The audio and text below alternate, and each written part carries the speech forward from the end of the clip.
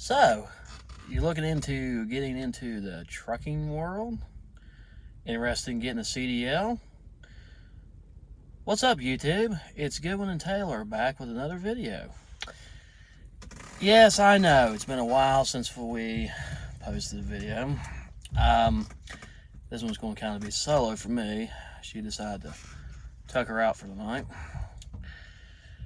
Recently, a friend of mine has been pegging me about a lot of questions about coming into the truck industry. So this video is going to be a couple helpful tips and things to think about when coming into the trucking industry. First thing, you want to make sure it's something you're going to handle.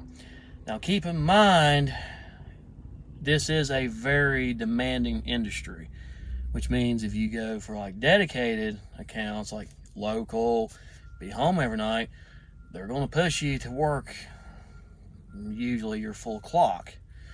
OTR, you better get ready for the sacrifice. If you have family, you're not going to see them very often. So if you're a family man, I wouldn't recommend OTR.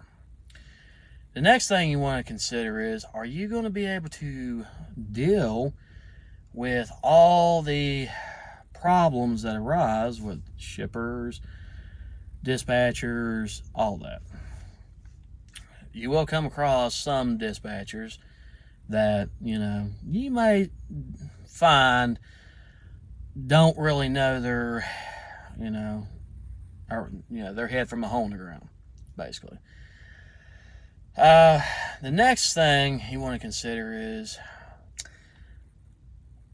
which company is right for you? Well, the problem there is no company is going to be the perfect fit for you, unless it's something really locally and it pays really good money, which not all of us can afford to do that, and not all of us get that opportunity. But should you choose to go with a mega carrier like U.S. Express, Snyder, Swift, the big boys of the trucking world, you better be ready for a lot of, they're going to put you into training, for one.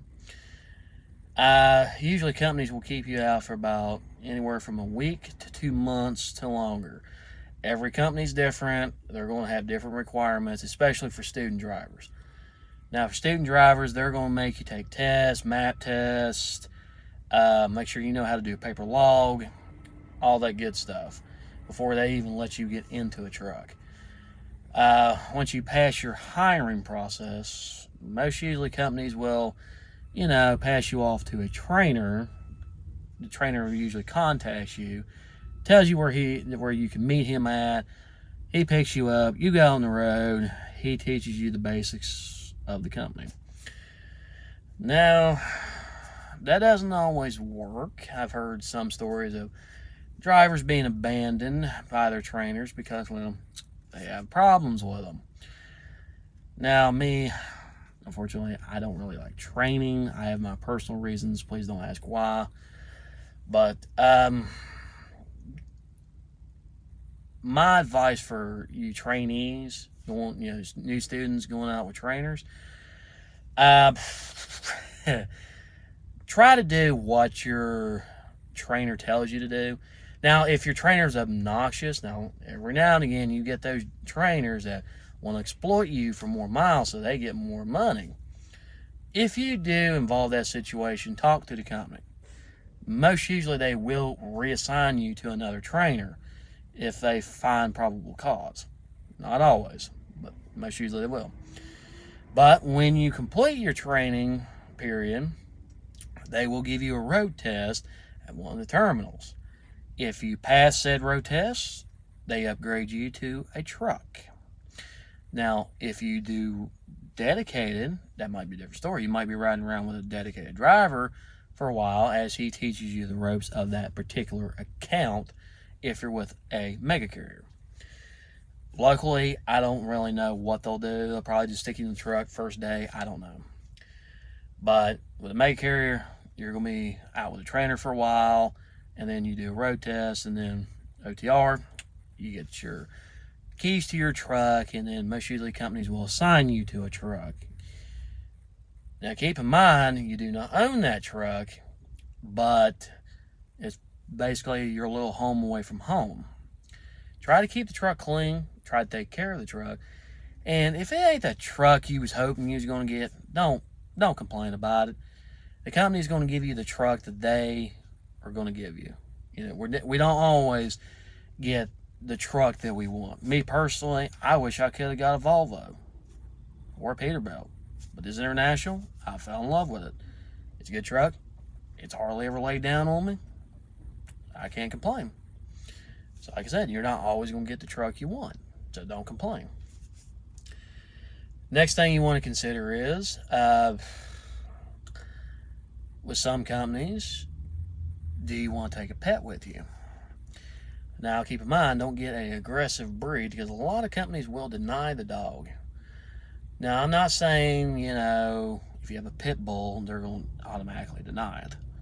They're going to know if it has a history of being vicious. No. No, there's separate breeds, Michael. Whatever. But any aggressive breeds, they're probably not going to allow you to have. Some companies do have, you know, weight restrictions on how big the dog can be. Like, for example, U.S. Express, nothing over 70 pounds. Some companies, they only allow you to have like a little tiny dog. Some companies might even allow you to have a cat, but unfortunately you have to get the cat declawed, which I don't really like doing that. It's like taking away a cat's pride. Next thing is, if you want, another thing you want to be aware of is when you want to take a rider with you. If you have kids, your kid's going to have to most usually be over 10 years of age to ride in the truck, insurance purposes. Some companies, if your friend, spouse has a CDL and they're not employed by the company, 9 times out of 10 they won't let that, you know, individual in the truck, because they're afraid that that person will drive the truck without their authorization. I don't know why, but in my personal opinion, I think if you're going to ride in a semi, you need to know how to drive it in case of emergency purposes. Because what if the driver becomes incapacitated and you have to get the truck off the road? I think you should know how to drive it. Another thing you're going to want to consider when you come into the truck industry is your first year, you're not going to make much money. Now keep in mind, you're going to be starting out. You're going to be bottom of the totem pole. So you're not going to make much money. You're going to have to work your way up and get your levels of, you know, your years of experience. As you get your years of experience, more doors will open up to you, more opportunities. More companies will be interested in you because you have the experience they're looking for. Now keep in mind, some companies do have their age restrictions, their years of experience restrictions, certain endorsements. So if you're wanting to look like you work for a hazmat company, a tanker, you're going to have a hazmat and a tanker endorsement on your CDLs.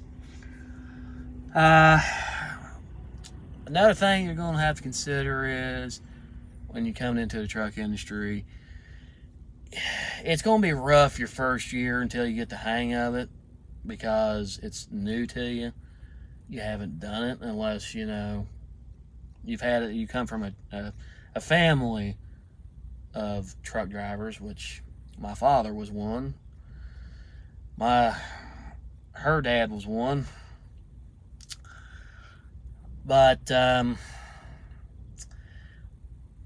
there's a lot of things to consider if you are considering being a truck driver in this industry today.